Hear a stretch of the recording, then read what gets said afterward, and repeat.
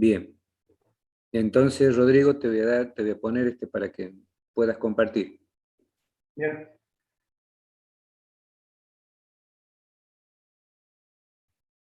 Espera que te perdí aquí.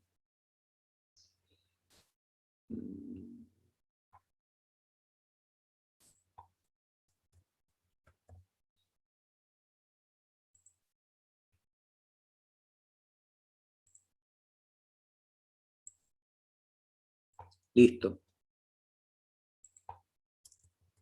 Ya podés compartir pantalla, Rodrigo, cuando gustes.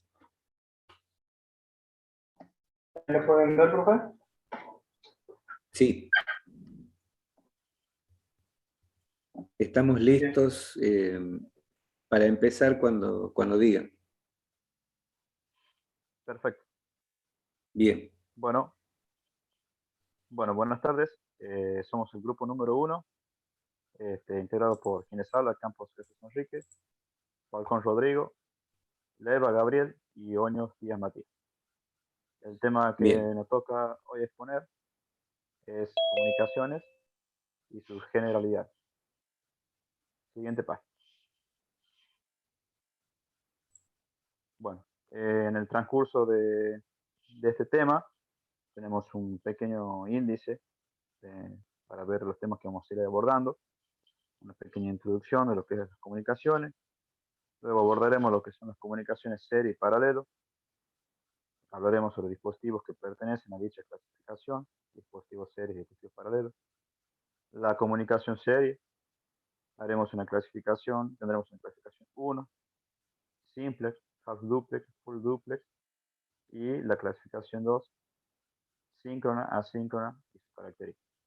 Siguiente paso. Bueno, introducción. Siguiente. Definición de comunicación.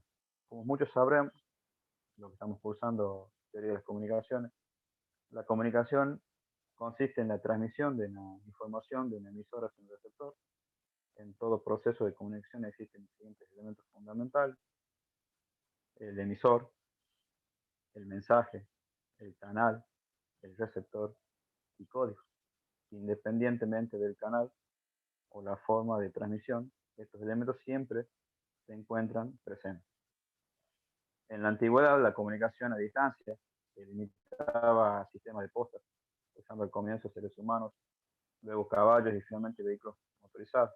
Esto fue transformándose con el tiempo en el correo postal. A partir del siglo XIX empieza el desarrollo acelerado de las telecomunicaciones, cuando los mensajes se empiezan a transmitir a través de la corriente eléctrica, mediante el telégrafo primero y luego el teléfono.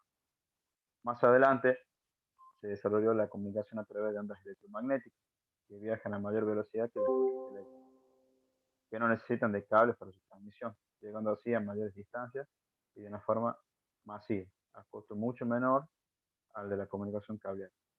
Luego de un tiempo, con el nacimiento de la era espacial y el procesamiento de datos, las comunicaciones evolucionaron nuevamente para dar paso a la comunicación satelital y a Internet, revolucionando así el desarrollo de la humanidad.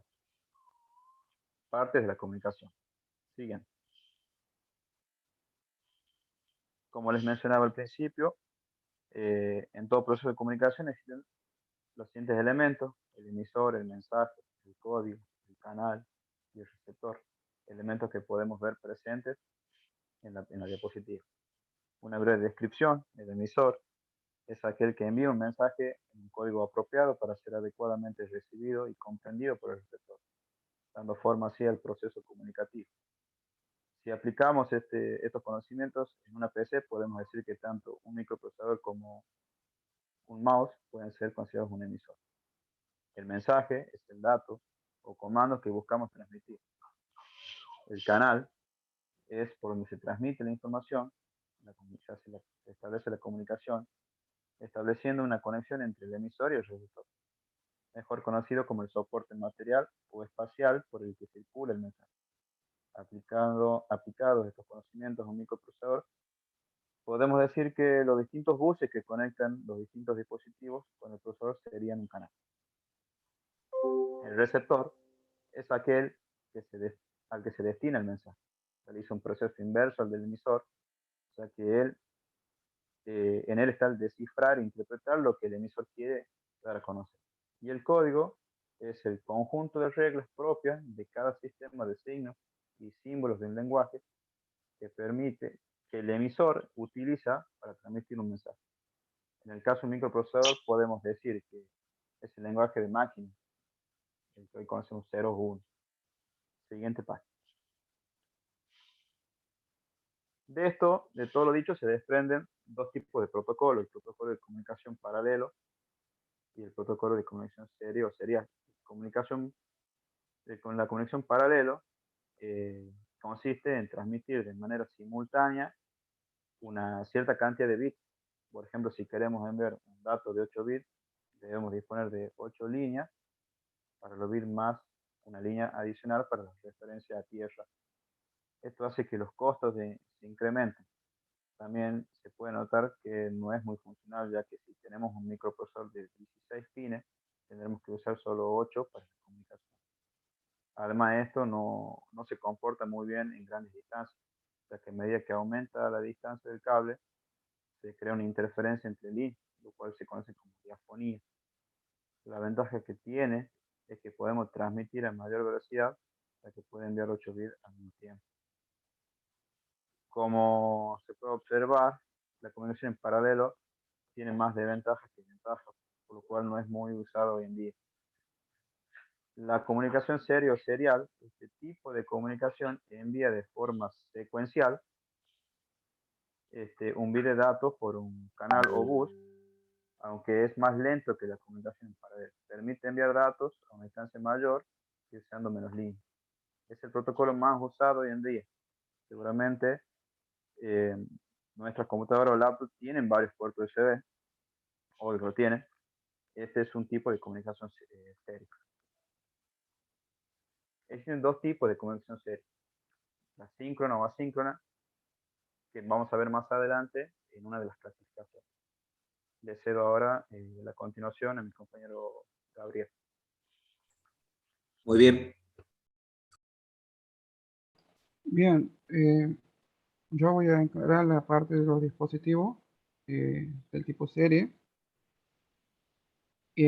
Podemos ver que existen varios y vamos a dar una leve, por así decirlo, introducción a lo que sería la comunicación serie RS485. ¿Sí? Es un bus que lo conocemos también como EIA 485, que lleva el nombre del comité que lo convirtió estándar en 1983. Este es un tipo de bus eh, dentro de todo reciente, más o menos tiene eh, aproximadamente lo que sería, sea en el mercado, sería más o menos como 10 años. Es un modelo que se maneja con velocidades de 2,5 megabytes por segundo. Incluso ya hay modelos que sobrepasan los 16 megabytes por segundo. Permite la conexión entre varios dispositivos a la vez, de forma múltiple, lo podemos decir.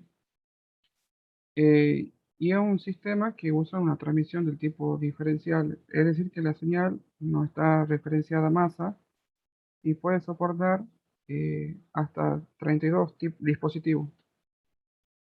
Es ideal para la transmisión de datos a altas velocidades y sobre todo a lo que nosotros consideramos larga distancia, aproximadamente 1200 metros. Es menos susceptible al ruido, lo cual hoy en día lo hace muy útil en las aplicaciones de automatismo, en los cuales se pueden aplicar lo que sería variadores de velocidad. Y en general su conector es muy versátil según el tipo de aplicación que se desee realizar.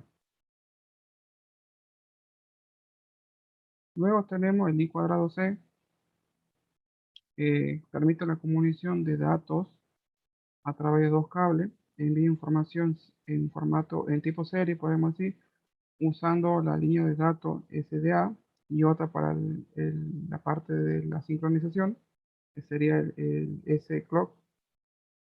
Este bus fue desarrollado en los comienzos de los años 80 por la empresa de Philips y el propósito original de este protocolo era proveer de manera más sencilla la conexión de lo que sería un CPU con los chips periféricos que en ese momento eran en los televisores o un sistema de mayor complejidad. Por otro lado, creo que habría que pasar la pestaña. Por otro lado, tenemos el SPI, que es una interfaz periférica serial.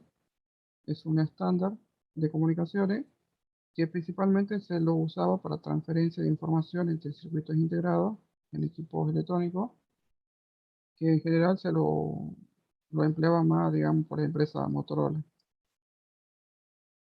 Este tipo de bus posee 3 líneas sobre las cuales se transmiten lo que serían los paquetes de datos de información de 8 bits.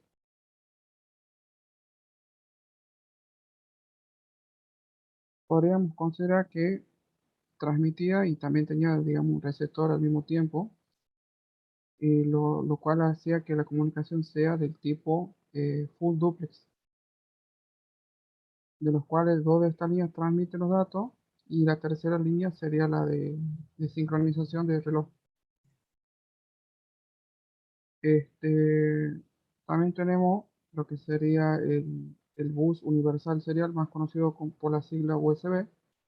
Es del carácter del tipo industrial y define los tipos de cables, conectores y protocolos usados en un bus para conectar. Además de que provee alimentación eléctrica, por lo general de 5 voltios, lo cual también lo hace apropiado para el uso de computadores, periféricos y dispositivos electrónicos, algunos dispositivos que sean de característica portátil.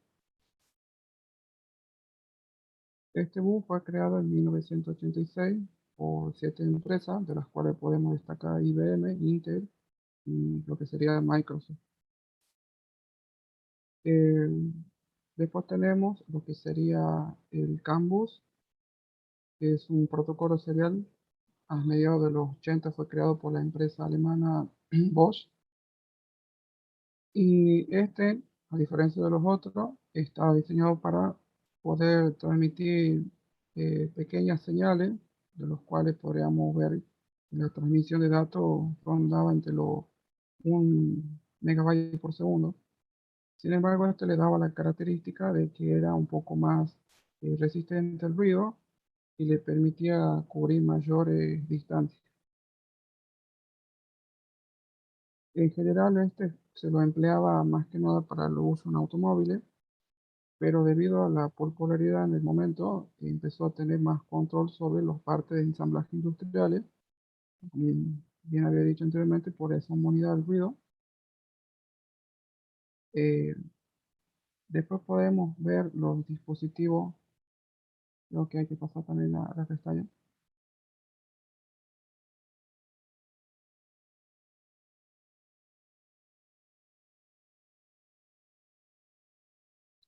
En este caso sería el SSI, es una interfaz de comunicación en serie y permite el intercambio de datos de un bit a la vez entre lo que sería un microprocesador y periférico. Podríamos dar como ejemplo lo que sería impresora, unidades externas, escáner. Y una interfaz muy similar a lo que sería el anterior, lo que sería el SPI. Pero bueno, permite la comunicación de forma directa con lo que sería el microprocesador y con la red externa. El nombre lo propuso la empresa Motorola en lo que sería la década del 70. Y bueno, tiene aplicaciones de receptor y transmisor asíncrono universal. Ahora le cedo a mi compañero Rodrigo. Muy bien, les quedan 5 minutos, chicos, ¿no? Bien. Sí, profe, ya avanzamos. Buenas tardes a todos. Mi nombre es Juan Rodrigo. Yo les voy a repasar lo que es la comunicación serial. Este concepto ya lo brindó el compañero Enrique. También les voy a hablar sobre la clasificación de conceptos debido a ciertos parámetros, que también lo mencionaré a continuación. Bien, comenzaremos primero dando repasando lo que dijo Jesús. El tipo de comunicación serial es un tipo de comunicación envía de forma secuencial un bit de datos por un canal. Aunque es más lento como que la comunicación paralelo, recordemos que el paralelo puede enviar una cierta cantidad de datos al mismo tiempo, no como el serial que envía de a uno, permite enviar datos a una mayor distancia y usando menos líneas. Por lo tanto, es un poco más económico que la comunicación paralela. Este protocolo es más usado hoy en día, como decía recién mi compañero también, que la mayoría de las computadoras tienen los puertos USB y estos puertos USB son un tipo de comunicación serial. Bien.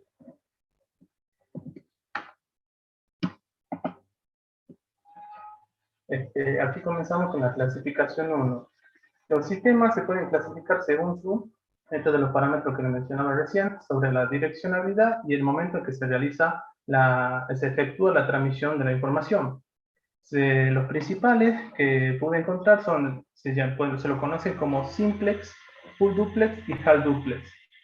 Si nosotros lo ordenamos por eficiencia, que a medida le demostraré por qué uno es más eficiente que el otro, podríamos decir que tenemos en primer lugar simplex, es un poco más eficiente después el half duplex y después mucho más eficiente el full duplex.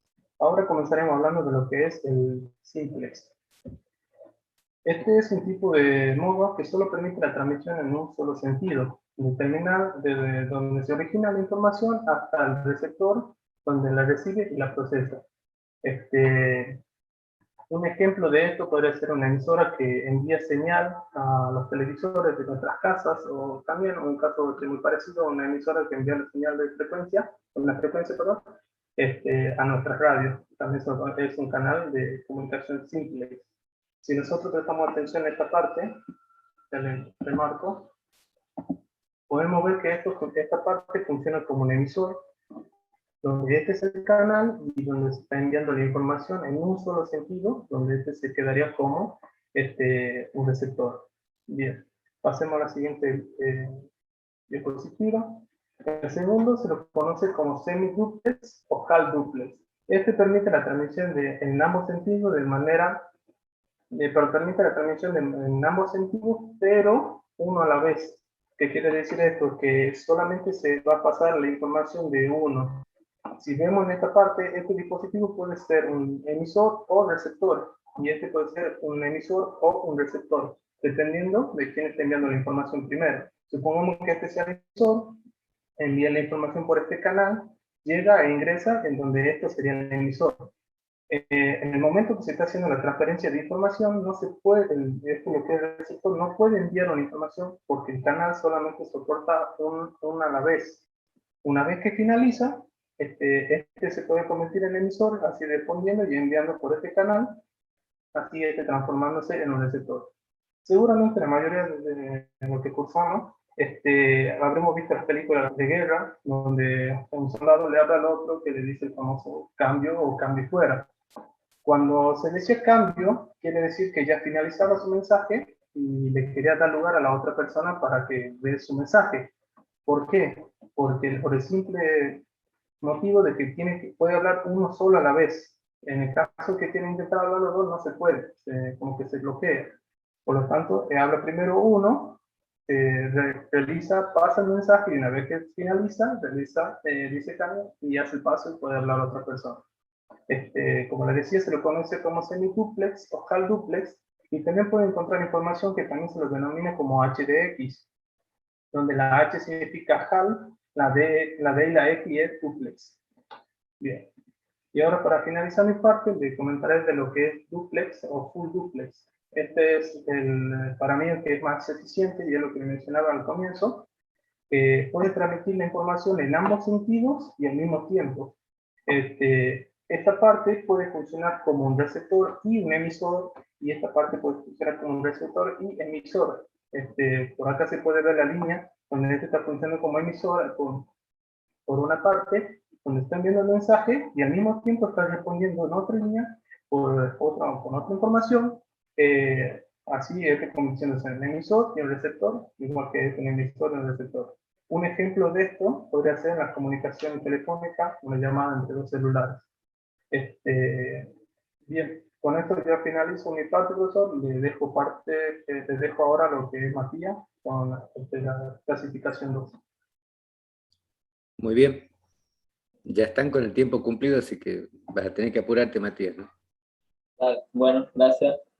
Bien, bien. Bueno, como decía el compañero Jesús, existen dos tipos de comunicaciones seriales, que es la síncrona y la asíncrona. Empiezo hablando de la asíncrona. Este tipo de comunicación serial no tiene señal de reloj, quiere decir que el proceso de sincronización entre el emisor y el receptor se realiza en cada palabra del código transmitido. Se establece una relación asíncrona cuando no hay ninguna relación temporal entre la estación que se transmite y se recibe. En estas situaciones tampoco se necesita garantizar un ancho de banda determinado. Un parámetro importante de este tipo de comunicación es la velocidad de la transmisión, ya que tanto el emisor como el receptor deben tener la misma velocidad. A esta velocidad se la conoce como baud rate o baudios por segundo, que quiere decir que es la cantidad de veces que cambia la señal en la comunicación. Una de las ventajas de este tipo de comunicación serial asíncrona es que son más simples, ya que no requieren la sincronización de ambos lados de la comunicación. Son mucho más baratos porque necesitan menos hardware para su funcionamiento y su configuración de hardware es más rápida. Una de las desventajas es que resulta menos eficiente y la transmisión de información no es tan fluida como la síncrona. Pasarlo, por favor. Lo digo. Gracias. El otro tipo de comunicación serial es la síncrona. Este tipo de comunicación usa dos líneas, una por la cual se transmiten los datos y otra de reloj que sirve para sincronizar la transferencia de datos. Esta forma de comunicación trabaja de la siguiente manera. El transmisor pone 1 en el bit de línea de datos y el receptor espera a que se produzca un cambio del pulso de la señal del reloj. Esto es para que se produzca lo que se llama flanco de bajada. En ese momento toma la lectura de las líneas de datos y lo hace para que todos los bits sean enviados. Una de las ventajas que tiene este tipo de comunicación serial es que sufre menos sobrecarga y presenta mayor rendimiento. La comunicación también es más rápida al producirse en tiempo real. Una de las desventajas que presenta este tipo de comunicación es que conlleva un proceso más complejo, necesita un mayor conocimiento informático y supone un mayor costo, dado que requiere un software más sofisticado. Así que eso sería todo, profe. Muchas gracias. Muy bien, perfecto. Vamos entonces con el siguiente grupo. Profe, un compañero de Sí. mi grupo, Santiago Grande, le dejo un WhatsApp porque está trabajando. Sí, ¿qué grupos son ustedes? Grupo 10, pero nosotros Grupo ponemos 10. mañana recién. Ah, bien, bien, bien. ¿Quiénes pone ahora? ¿El 2? ¿Contreras y Galvez? Porque había uno que habían cambiado, digamos, con otro grupo. No me acuerdo si era el 2 o el 3. ¿Está el grupo 2? Contreras, Octavio, Galvez, Cintia.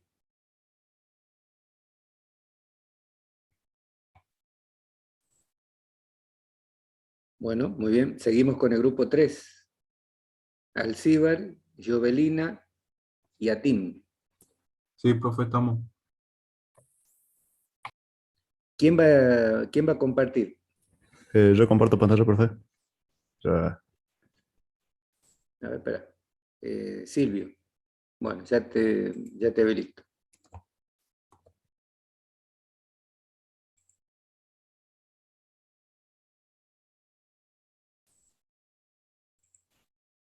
Listo.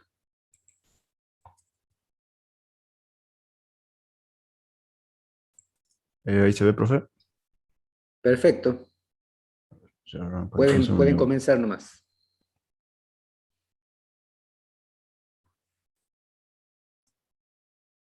Bueno, nosotros somos el grupo 3 y vamos a exponer los dispositivos SPI, que nuestro grupo está compuesto por Alcibar, Atim y quien les habla, Jovelin.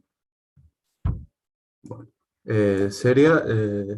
los dispositivos SPI son, por su sigla en inglés, significa Serial Peripheral Interface, que sería en español interfaz periférica serial. Pasar, por favor. Nuestro grupo va a hablar de los siguientes puntos que podemos ver acá en esta imagen. Comenzando ahora por la introducción. Pásala. Bueno, las interfaces sirven para comunicar los micros con sus dispositivos periféricos o con más micros. SPI se trata de una interfaz sincrónica simple que usa direccionamiento de hardware y opera a una velocidad de reloj de hasta 50 MHz. Es una interfaz básica para la rápida transferencia de datos sin la sobrecarga de programación de bus de interfaz más sofisticado, por lo que se ha convertido en uno de los protocolos más populares para trabajar con comunicación serial. Esto es gracias a su velocidad de transmisión, simplicidad, funcionamiento y también gracias a que muchos dispositivos de mercado como pantallas LCD, sensores y microcontroladores pueden trabajar con este protocolo. Los dispositivos SPI se inventaron por la problemática que existía en las interfaces seriales y los protocolos que existían en ese momento, que eran muy complicados de programar y esto se empeoraba cuando había muchos dispositivos que necesitaban que se comuniquen con el micro. Es por eso que en 1980 fue cuando Motorola comenzó a introducir en los primeros micros, que son los derivados en los 68000, los micros basados en esa arquitectura empezaron a introducir el protocolo este. Nosotros cuando trabajamos en PSOC podemos encontrar a los SPI con los símbolos que se ven acá en la imagen. Acá podemos ver el símbolo del máster y del esclavo, que ahora nuestro compañero Ramón nos va a explicar un poco qué es esto del maestro y el esclavo. Muy bien. Hola, ¿se me escucha bien? Perfecto. Ok. Buenas noches con todos. Soy Ramón. Y bueno, voy a hablar un poco más sobre el protocolo SPI. Bueno, el SPI es un protocolo síncrono que trabaja en modo full duplex, como ya hablaron mis compañeros, para recibir y transmitir información, permitiendo que dos dispositivos puedan comunicarse entre sí al mismo tiempo, utilizando canales diferentes o líneas diferentes en el mismo cable. Al ser un protocolo síncrono, el sistema cuenta con una línea adicional a la de datos encargada de llevar el proceso de sincronismo. Bueno, ahí como vimos en la imagen existen 4 líneas lógicas encargadas de realizar todo este proceso. La línea MOSI, que es Master Up Slave In, esa línea es utilizada para llevar los bits que provienen del maestro hacia el esclavo. La línea MISO, que significa Master In Slave Up, es la línea utilizada para llevar los bits que provienen del esclavo hacia el maestro. Está la línea clock, esa línea es proveniente del maestro, encargada de enviar la señal de reloj para sincronizar los dispositivos. Y tenemos la línea slave select, que es la encargada de seleccionar y a su vez habilitar qué esclavo queremos que reciba o emita los datos.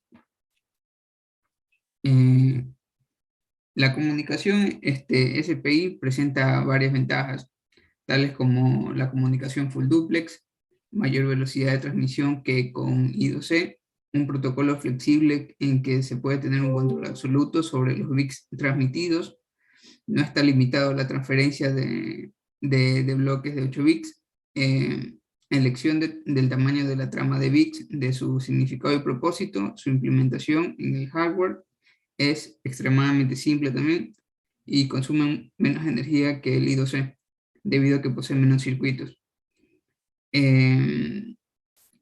Y las desventajas de este protocolo, de la comunicación CPI, es que consume más pines de cada chip que I2C.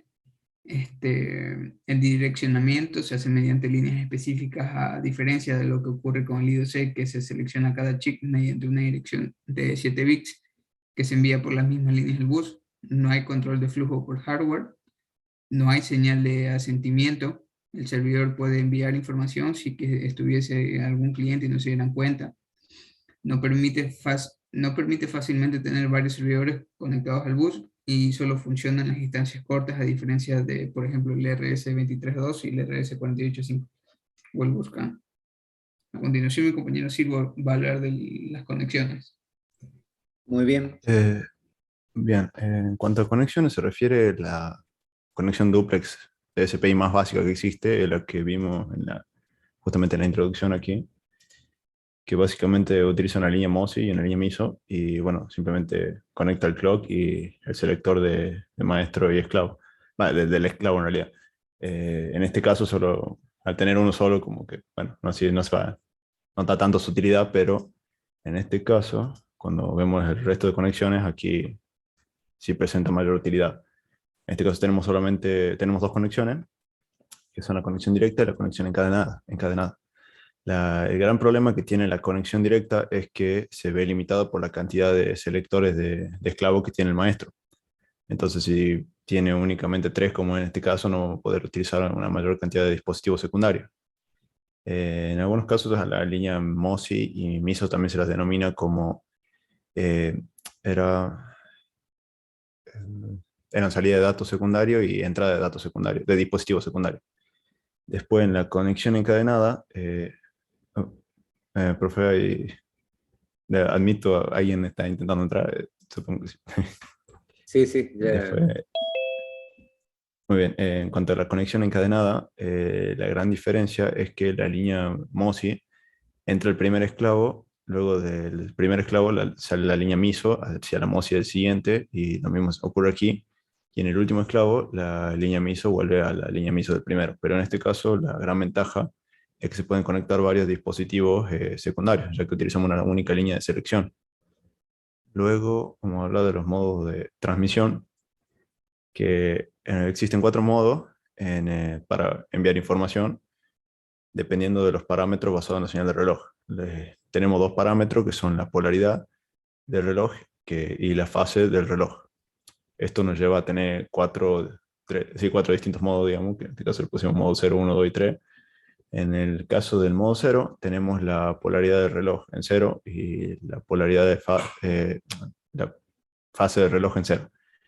En este caso, el reloj permanece en estado lógico bajo y la información se envía cada transición de bajo a alto, como se ve en la imagen. En este caso sería activo alto. Luego tenemos el modo 1, en el que la polaridad del clock está en 0 y la fase del reloj está en 1.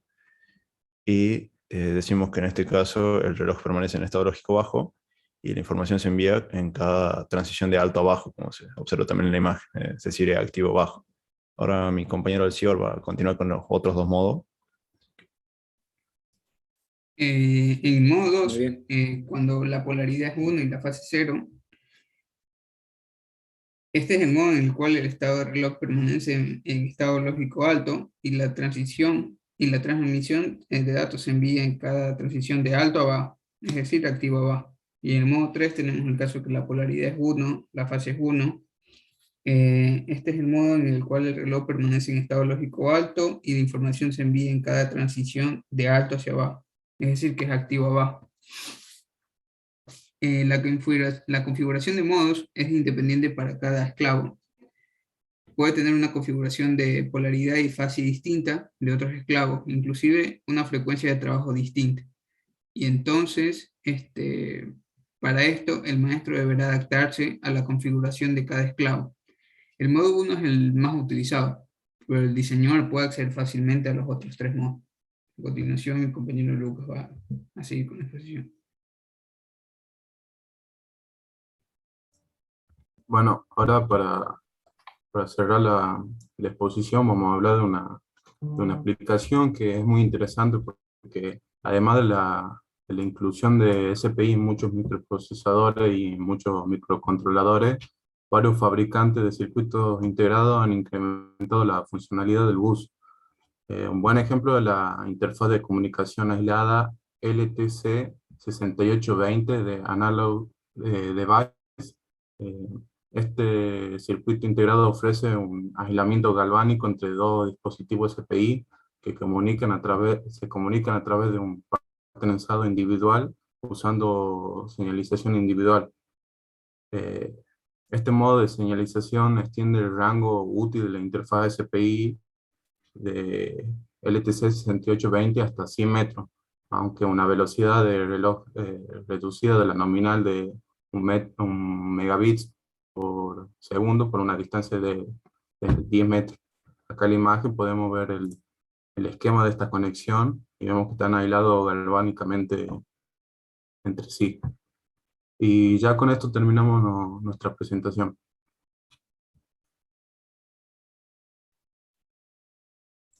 Muy bien, perfecto, muy bien chicos. Vamos entonces con el siguiente.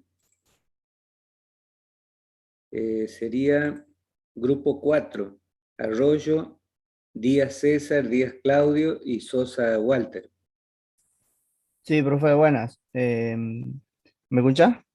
Sí, ¿quién comparte? Eh, Mañana recién me puede dar porque hemos quedado Sosa Walter y yo día nada más. Y justo Sosa Walter Ah, está trabajando ahora. Hemos quedado los dos. No sé si yo ya le he hablado que como que los chicos están trabajando mucho y parece que los otros dos chicos han dejado la materia o algo. Y ujú. hemos quedado con Sosa. Y él está trabajando ahora. Bueno, Yo mañana lo estaremos dando nosotros. bueno, mañana van a dar, sí, o sea, mañana Es tienen prioridad, dispositivos y cuadrados C, digamos. sí, Nos tocaría a nosotros. tienen prioridad siempre los que tienen asignado el día, ¿sí? Si ustedes pasan para mañana, van a dar al final. Bueno, no habría O sea que problema. tienen que, claro, o sea, van a tener que esforzarse un poquito.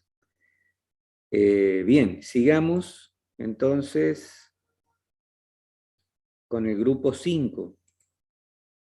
Galván, Lazarte, Leiva y Moya. Bien. ¿Están los 4?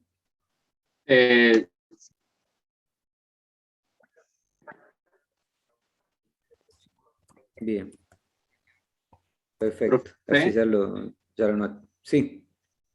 después que comparta Galva,